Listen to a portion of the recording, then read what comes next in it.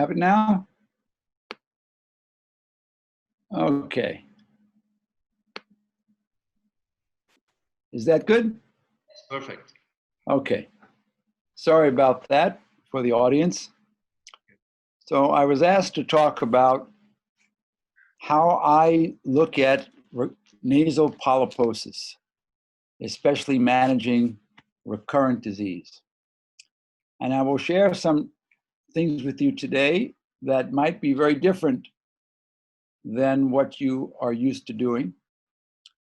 And maybe you will find it valuable, maybe you will not, but you should know that it definitely works. I would not share this with you if it didn't work. Otherwise, this would be useless. So at least open your mind to what I will share, and then you can decide what you want to do. The first thing we have to understand is what are the goals in the year 2020 for managing nasal polyps? What, as the rhinologist or the otolaryngologist, should you be concerned about? And there are two main issues that have become the goal of managing nasal polyps. One is to do it right the first time to avoid revision surgery. Now, there are cases where this is not possible. There are many more cases today where it is possible than ever before. And we'll give you a management plan so you could avoid revision surgery. And the second big issue is to avoid the use of oral steroids, which are commonly used to treat to treat polyps. And as you know, the problem with oral steroid use over years is significant on the human body, and none of it good. So chronic oral steroid use needs to be avoided, and revision surgery needs to be avoided. And that means we have to have a different way of managing the patients than putting them on prednisone or revising their surgery over and over again. Well, how can we achieve these two things, which from a patient's perspective is very important?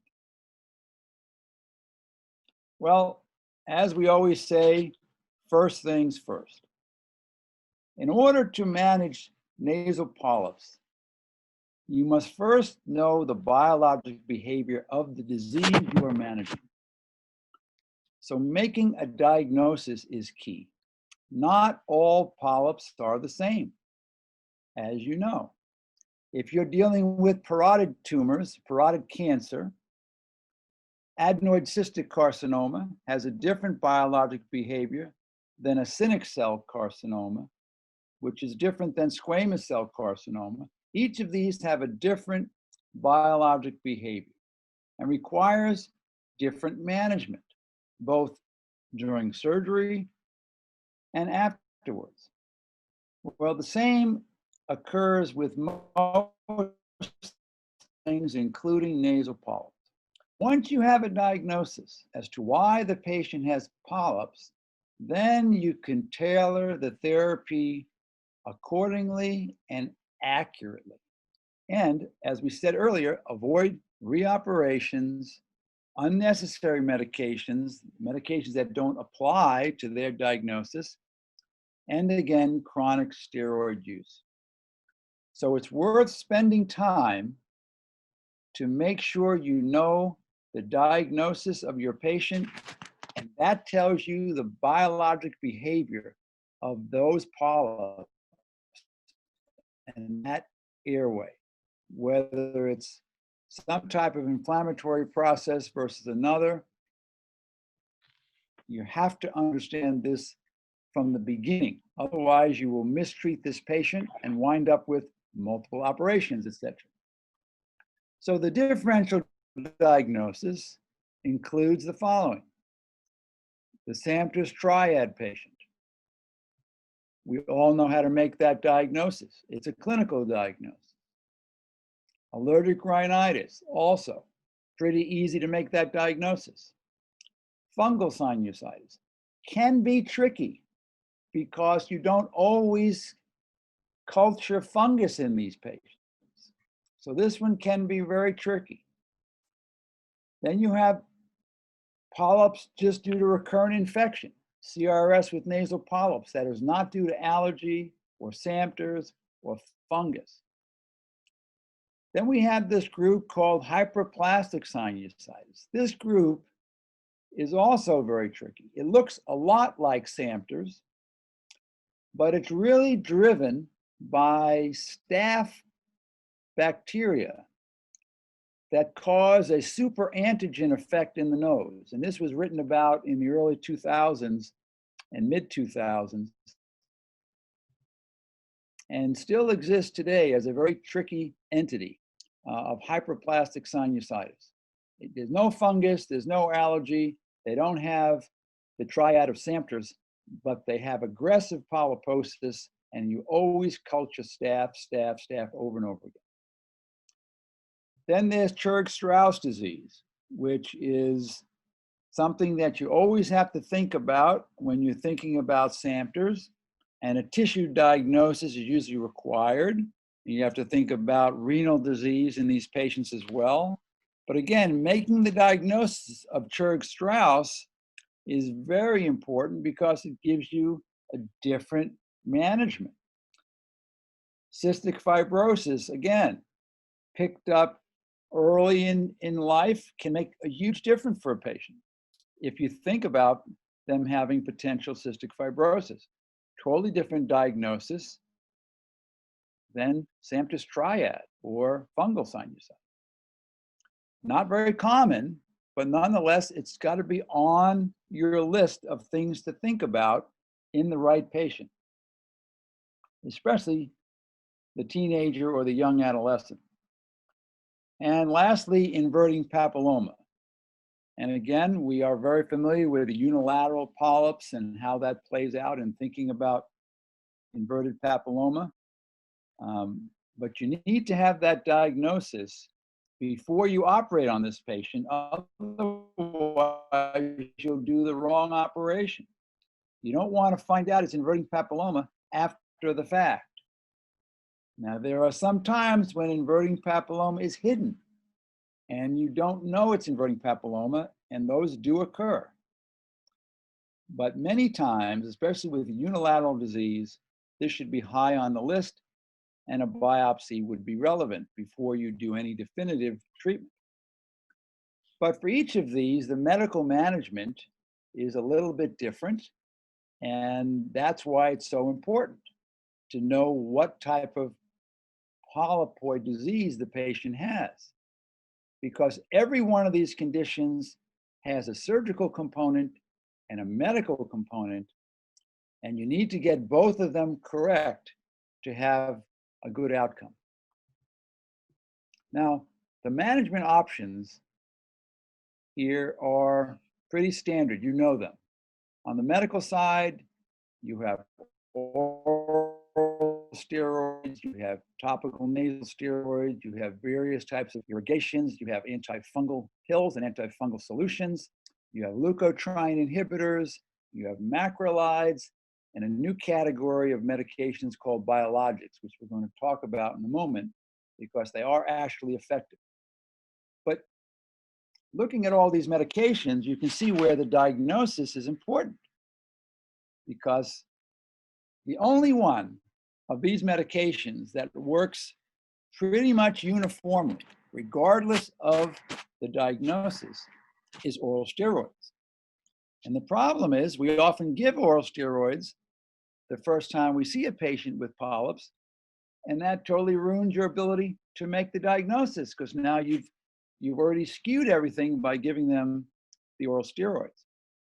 So oral steroids work in all these cases, but have to, except for inverting papilloma, but have to be used only judiciously, and certainly not as a first-line treatment. So by choosing among these, you have to have the right diagnosis. Now, the operative management has also changed. We're going to talk about what type of endoscopic sinus surgery to do, but also you should consider a drug-eluting device. And we're going to talk to you about some very simple, homemade, inexpensive things you could do right in your clinic and right in your hospital. But management of polypoid disease in 2020 almost mandates that you have some type of topical, targeted drug delivery device. And then finally, as you all know, even under the best of care, the proper surgery, the proper medical management, there are patients who will recur. But we're going to show you how you can manage these patients in the office, avoiding vision surgery in the operating room. And in the office, it's going to include a drug-eluting device, again, either alone, if the polyps are minor and early, or following an office polypectomy. And I'll show you examples of both. But drug elution is the key, and if done properly, can really keep the patient out of the operating room and off of systemic oral steroids. I'm going to show you the evidence for all of this.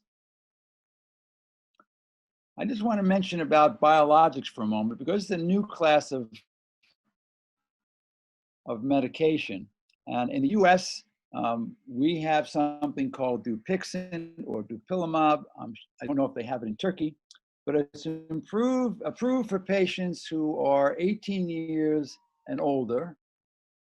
And they must have a combination of sinus disease with polyps, any type of polyp, and asthma. If they don't have both, then the insurance company will not approve the drug. The drug is also approved for children over the age of 6 who have atopic dermatitis, and those over age 12 who have asthma alone. As you know, many children do not have polyps, but they will have asthma initially in their airway disease. So Dupixent is the first medication to inhibit both IL-4 and IL-13 expression. So it's an interleukin blocker or inhibitor. The dosing is 2 times per month. That's a mistake. It's not 2 times per week. It's 2 times per month. And it's given via a subcutaneous injection, usually given by the patient themselves, into their abdominal fat area. It's 300 milligrams every 2 weeks or twice a month, subcutaneously. In the studies on Dupixent, they had over 700 patients who showed a 59% improvement with their asthma, nasal polyp growth, nasal obstruction, and anosmia. And 83% of patients did not need surgery after 52 weeks of treatment. So of the patients who were surgical candidates, which was almost all of them, 83% improved to the point of not needing surgery after 52 weeks. Now, the problem with Dupixent is its cost. It's very expensive. So we use it judiciously. We use it selectively. We use it in the most challenging cases, and I'll show you examples of those. But it is a very powerful drug to use with very few side effects. Very few, which is why it's safe in children down to the age of 6 years of age for atopic dermatitis. It's a very safe drug, which you can't say about oral steroids, as you know. Now, what happened? Now, this is something I want to show you as one of the drug-eluting devices. This product is called Posicep X or Posicep. There's different types of Posicep, but this is a case in the operating room that didn't have polyps. But I just want to show you how easy it is to place Posicept as an example of an inexpensive device. You see, it's a compressed polymer. It's so easy to place it. You have direct visualization of your target. And here we're using an antibiotic solution. We're not using a steroid. So this is clindamycin delivered in the operating room. And you'll see how the sponge will fill the middle meatus. It conforms very nicely. It turns into a gel in about 24 hours and washes away in about 5 to 7 days after irrigation. Very comfortable, very easy to use. But you could put any drug in there you want. We routinely use antibiotic in the operating room, so we don't have to give the patient any oral.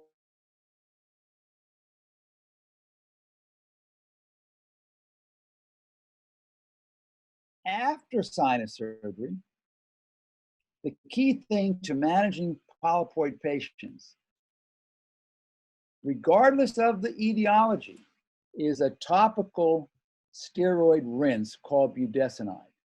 Now, I'm pretty sure they have budesonide or something like it in Turkey.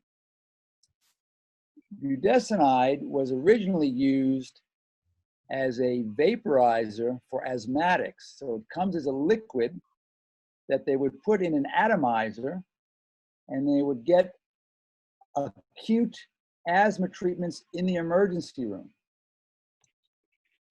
It turns out that budesonide used as an irrigation is very, very helpful in reducing recurrent polyposis. The dose used is 0.25 milligrams, which is 1 ampule in 240 milliliters of saline irrigation. The beautiful thing about budesonide is it has no systemic side effects. There's no adrenocortical suppression up to 8 times the dose I'm showing you. So this dose, 0.25 milligrams, is 1/8 of the allowable dose. You can use 8 times the amount and still not have any absorption in the bloodstream. However, you only need to use 0.25 milligrams to get a clinical effect. That's how powerful it is. So it can be used long-term, and it's very, very safe to use. And even in pregnant women, you can use budesonide. The other key thing about managing patients after surgery is you must see them in the clinic every 3 to 4 months. This is the part that most ENT physicians fail to recognize. If you don't see the patient who has polyps every 3 to 4 months, you will wind up with a mess on your hands, even if they're using proper medical management. Because the patients cannot tell when the polyp burden in their nose is significant until it's too late, until the whole middle meatus is filled with polyps, or their sense of smell is gone. By then, office management is much more challenging. But if you see them every 3 to 4 months, it is unlikely that you will have a polyp burden that is going to be difficult to manage. In fact, using budesonide on a regular basis will almost eliminate the need for much aftercare. That's how effective it is. But yet there are still patients who either don't do their budesonide properly or it's not as effective. It's a minority of patients.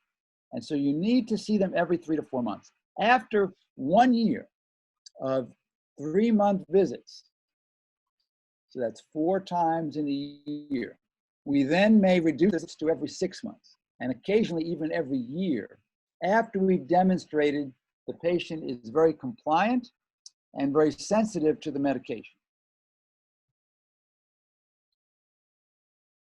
Now, drug elution in the clinic is the other thing we talked about. So when you see the patient back in 3 months or 4 months, you do an endoscopic exam and you look for early polyp regrowth.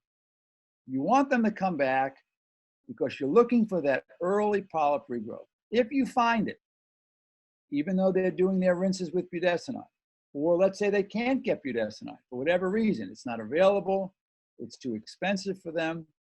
Then you see them every 3 months. And if there's early polyp growth, you then take a piece of Posicept, which I'm going to show you in a moment, and you hydrate that sponge once you place it in the middle meatus with Triamcinolone, which is Kennicort, at 20 milligrams per ml. Typically, Triamcinolone comes 40 milligrams per ml. So you're using half on one side of the nose, half on the other.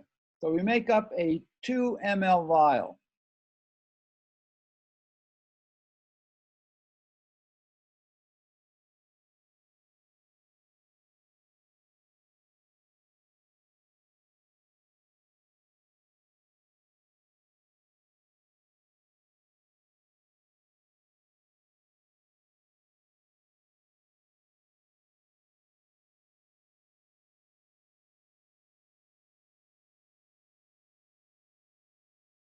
Use the one that's pre-made, the Propel, you cannot use an antibiotic, and you only get 1 dose of steroid, and you're paying 10 times the amount. It makes no sense. So here's an example of Posicept C. Posicept C stands for clinic. It was made to be used in the office. You'll see it's very, very thin, about as thin as a piece of paper almost, and can be placed in very, very tight noses, very small spaces. These are all examples from my clinic. You see how thin it is? It looks like a postage stamp. This is a left nostril, and you'll see this gentleman has some polyps.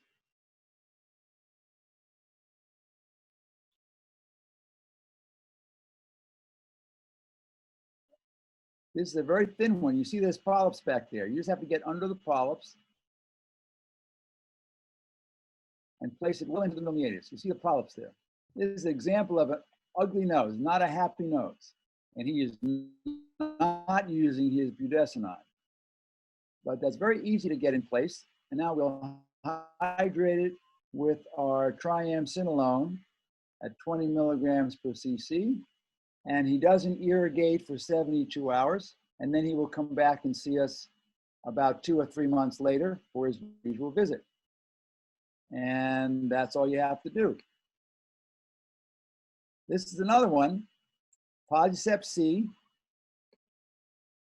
Very, very thin, again, like a postage stamp, very easy to get in the nose, very comfortable. You can see exactly where you're placing it because it's tiny. Now, this is one of my fellows actually putting this in. We have a fellowship that we run, and this is one of the fellows. But see how you can see the whole middle meatus. Nothing is blocking your view. And look how thin this space is. He has almost no middle meatus here, very, very tight, swollen middle turbinate. This is not a good situation, but he's always inflamed, this gentleman. But we can get that thin little Posicept in there, and then we hydrate it. And you try to get along the side, going posteriorly, gently, about 1 cc to 1 1/4 cc's per sponge.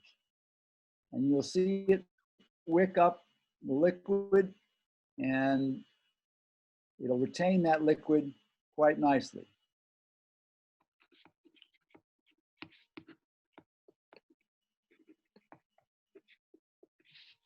This is another patient. In this case, we're using the next pack. Now, next pack is thicker. You see, it's not as thin.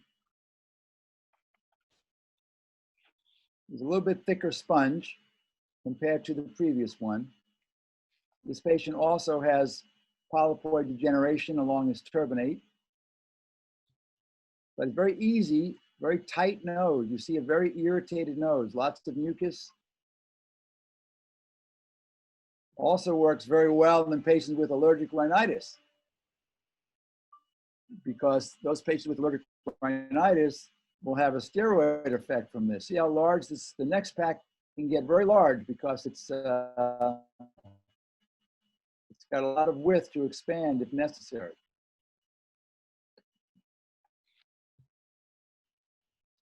This patient is going to undergo an office polypectomy. This patient was not put on any budesonide. This was before we were using budesonide. Yes, these polyps are too significant. You cannot put a sponge in there. So you need to use the shaver. This shaver is called Polyvac. It's an office shaver. And notice there are polyps up here in the medial corridor. We're not going to go after those. Notice there's not a lot of bleeding. These polyps up here, we're going to leave alone. We're not going to deal with those. We're going to deal mostly with what's right here. And you can do this in the office under just topical anesthesia and some local anesthesia. You see there's very little bleeding. When you go up here, you will get some bleeding. So we save that for the end. But this patient is very comfortable. Now you don't have to get every polyp out. It's unnecessary because the drugs are going to take care of the rest of it. So you can see we're going to look, this patient's had a posterior ethmoidectomy, quite big cavity. But we will fill it with the sponge, with the steroid, and he will do very well. But you have to take all of the gross polypoid tissue away before you place the sponge, but not every piece. It's not necessary to get every polyp out of it. But you see, it can readily be done right in the office. Now, this person is a Sampras triad person, and he has been on every medication except Dupixent at the time of this particular case, and he has very, very difficult polyps. You can see the fungal debris in his nose here. You'd expect a lot of bleeding. This is in the office. And we're giving him some local anesthesia. He already had topical anesthesia. But these polyps look very different than the last patient. The last patient had allergic polyps. They were watery polyps. These are fleshy polyps, very, very thick polyps. Almost looks like tissue. Totally different type of biology in this person. But you can still get the polyps out of his nose in the office without having to go to the operating room. If you learn how to do this in your office. He's a more challenging case just because, again, the biology of the Sampras polyp is more vascular, and you can see this in the office setting.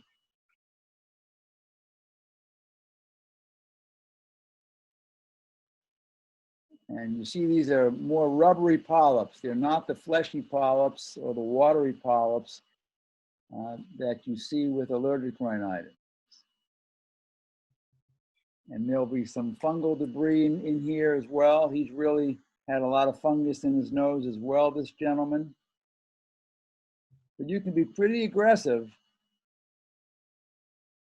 and get all of these polyps out. But if you, again, these are the ones that don't respond to the budesonide. I'm showing you examples of patients who need some help. The budesonide is not enough, but many patients, the vast majority, respond extremely well to budesonide and don't need an office polypectomy or even a sponge. But this is a minority, 1% of the patients. But I'm just showing you that it can be done. And you can see we're going way back into this man's ethmoid.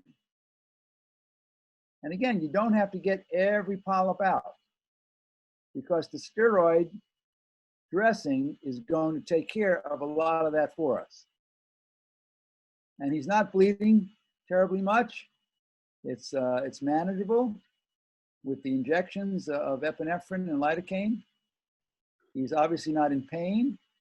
The biggest problem you run into is these patients have reactive airways. So they want to sneeze, they want to cough because they have a very reactive airway. They all have asthma, as you know, as part of Samter's. But you can see how much you can do in the office and avoid going to the operating room. And then obviously we put a sponge in his nose. And I believe this is the last one I'm going to show you an example of. On the left side, this is also a next pack without chitosan. This patient had a procedure, not by me. You can see I don't do this bulgarization here of the turbinate, but he has a lot of granulation tissue here, very unhappy membrane. Perfect patient for a sponge. You can see this is a little bit thicker because this is a next pack, which doesn't have the chitosan, so they can't compress it to the same thinness as they can the other, but very easy to place and very easy to hydrate. And like I said, anybody should be able to do this. And that sponge will stay in place very nicely. Now, the origins of drug elution began in the late 2000s, 2009, from a company called the Clarent. And they made this device called the Stratus. And the Stratus device was a balloon that eluted drug. You can see the balloon here. It had a bunch of holes in it so the drug could come out.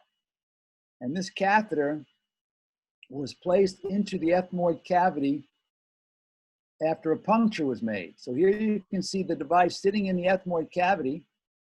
And once the drug was placed, the drug would come out through the holes and would treat the ethmoid with drug. And this was loaded with triamcinolone, same way, this was 40 milligrams per ml, because it was a very small amount. It was only 0.4 mLs of drug, very, very small reservoir.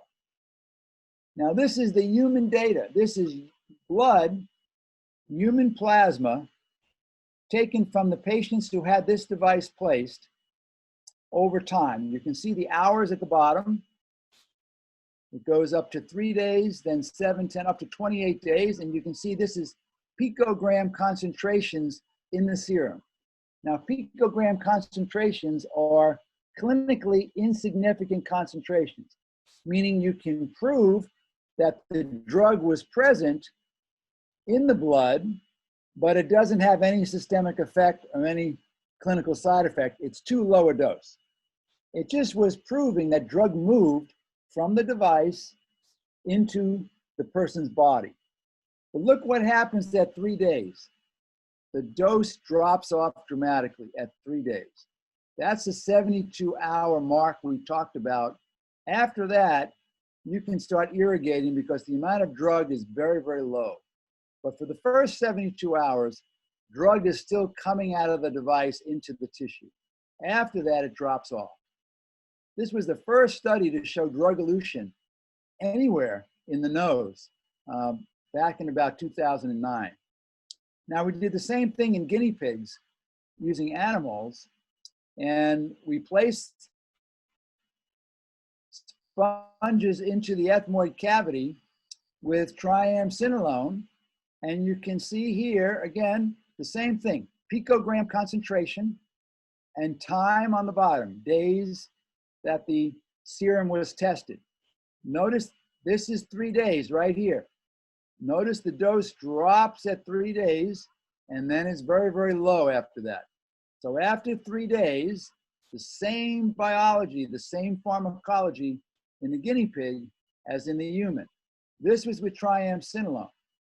We also did it with gentamicin, and the same thing. You see the drug dose reducing at 3 days and then relatively stable over the next period of time till it disappears. But only low levels, picogram concentrations. So in both animals and humans, you get what's called the dumping effect, where most of the drug comes out in the first 72 hours, and then it levels off. So after that, you could irrigate the sponge away. It's done its job. The result will be dependent on those first 3 days. And we're going to close out here quickly with a study on comparing these 2 types of drug-eluting devices, the Polysept versus the Propel rather. So we had 40 patients.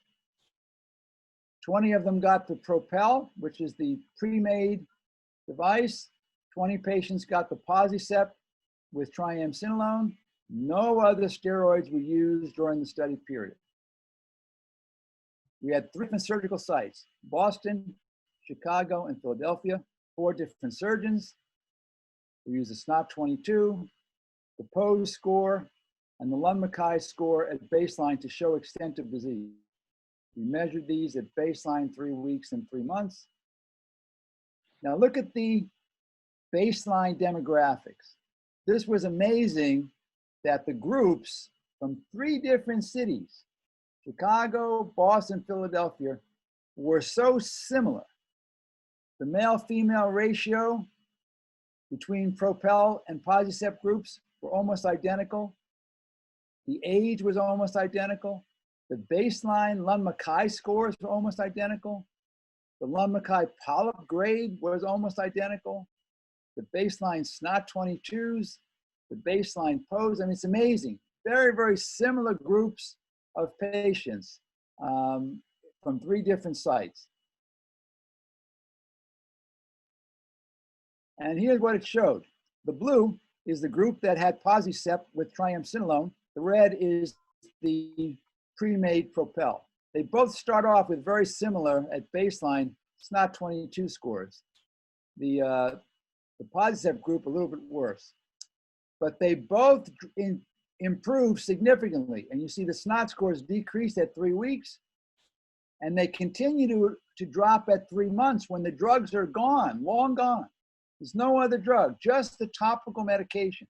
Look at the drop off over time for both groups, quite dramatic. So both groups get better.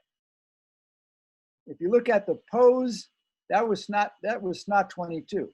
If you look at the endoscopy scores, same thing. They start out about the same, and look at the drop off here. Both groups get better, but the Polysept group drops even more than the Propel group. And then the total Pose was the whole nose, not just the ethmoid. You can see where they start and where they end up. And look at from the homemade, inexpensive sponge.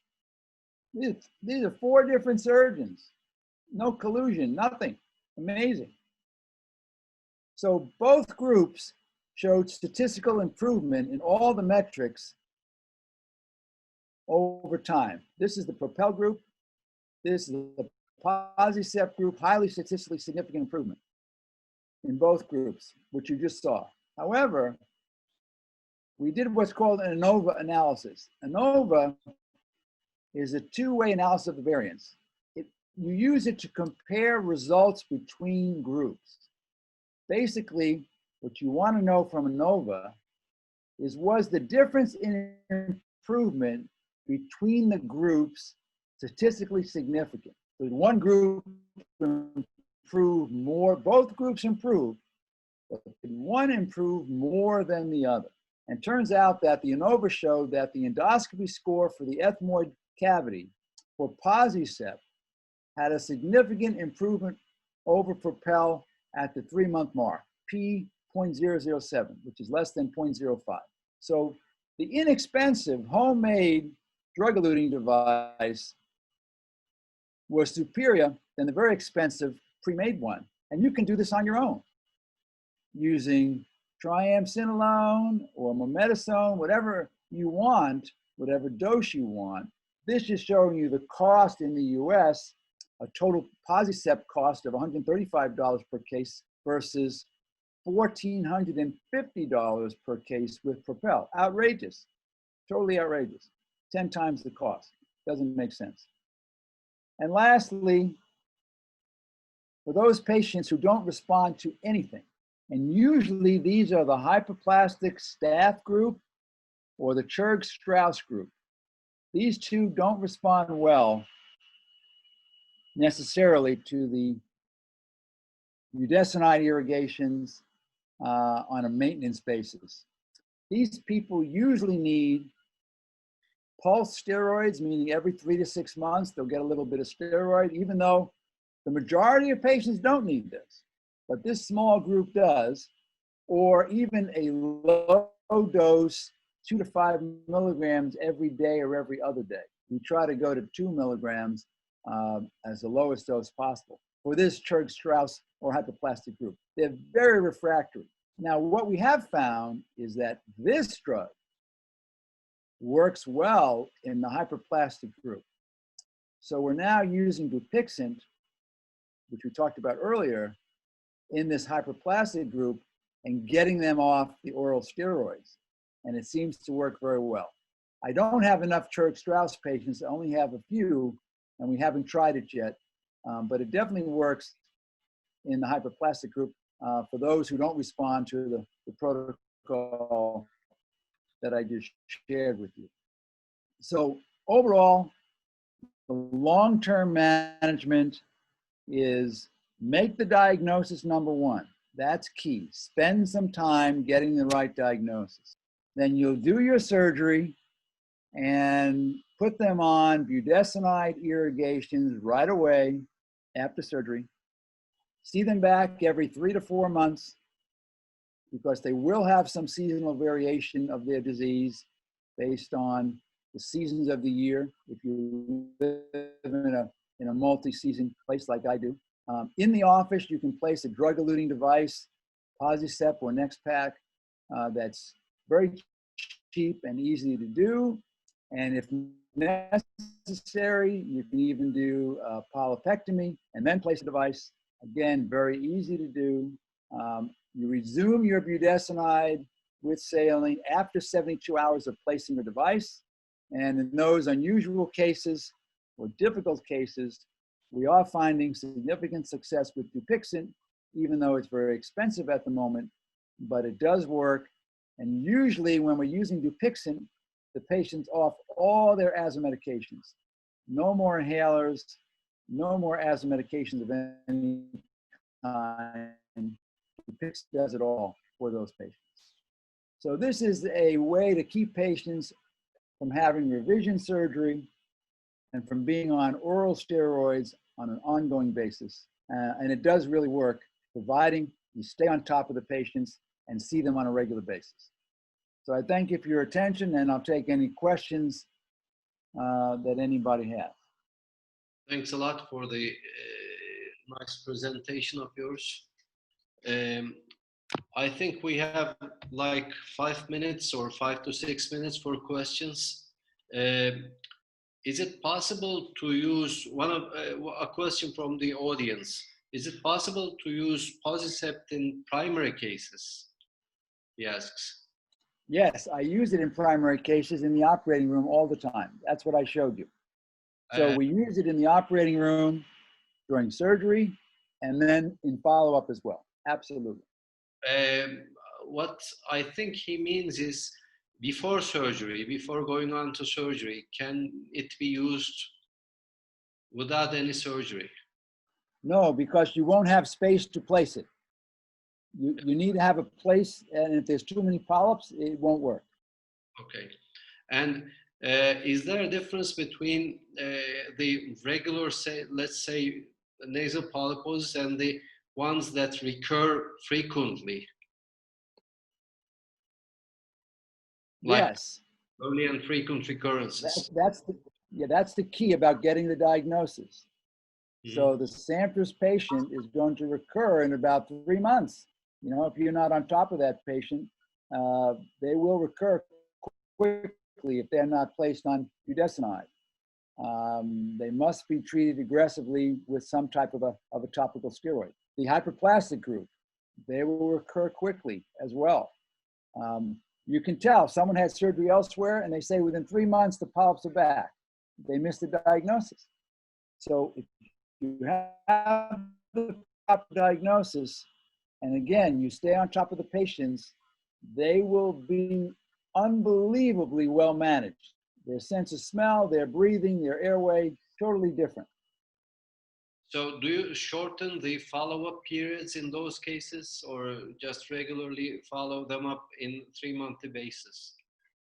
We started out with 3 months. If we see they're having a problem, and for instance, 3 months might not be good for them because they're having disease, we will see them back in 6 weeks. Whatever is necessary, that patient will determine the frequency of follow-up. On average, 3 months seems to work. Like I said, there are some you can go to 6 months, and there are some you have to go to 6 weeks. You'll learn that as you see the patient and follow them. And how about outpatient polypectomy in COVID days? Do you perform it or not? We do. We perform the outpatient polypectomies the same way we would perform it in the operating room. We don't have any special. I showed you before. This is what I use. Just a regular mask. I do not have an N95 mask. I do not have anything different. We don't have them. And so we test all our patients for a COVID test before we operate. So everyone gets a swab, a nasal swab or blood test within 72 hours of surgery. And if we do a procedure in the office, like a polypectomy, we would do the same thing. So we know they're COVID negative. Okay. And how about in Samter's cases? How about desensitization with aspirin? Do you use it or not? We do. We do use it. The problem is that many patients don't tolerate the high dose aspirin that's required. They're usually on very high doses of aspirin, 600 milligrams 3 times a day, which is 1,800 milligrams of aspirin a day. That's a lot of aspirin. Or twice a day, 1,200 milligrams. And some people don't tolerate this because of their stomach or their other issues related to the use of that level of aspirin. But in patients who do tolerate it, especially young ones, it can be very effective. You will know in the first 2 to 3 months if it is effective, and then it's worthwhile to continue. But if it's not effective in the first 2 to 3 months, we discontinue because the risk of aspirin therapy is not insignificant. Mm-hmm. Okay. Okay, thanks a lot. I will have to cut it here because you have to see patients, I believe. So yes, at 1:30, yes. Thanks a lot. Thank you very much, Dr. Uslu. Thanks a lot. It was a pleasure. Bye-bye. Thank you, Peter. You're welcome. I hope it was helpful. Perfect. Yeah, it was really very nice. A little something different. Have a good evening. It was perfect. Thank you very much for sharing your experience, huge experience with us. I think it was really going to be nice. And I apologize for the problem in the beginning. I couldn't say hello. That's okay. I know who you are. I was much more interested in speaking to Dr. Sabri. Yeah, thank you very much for Dr. Sabri as well. You're well, gentlemen. Good moderation. Bye-bye. Evet değerli arkadaşlar, katılımlarınız için çok teşekkürler. Soruların hepsini yöneltemedik belli bir zaman kısıtı nedeniyle. Umarım verimli bir webinar olmuştur. İyi akşamlar diliyorum.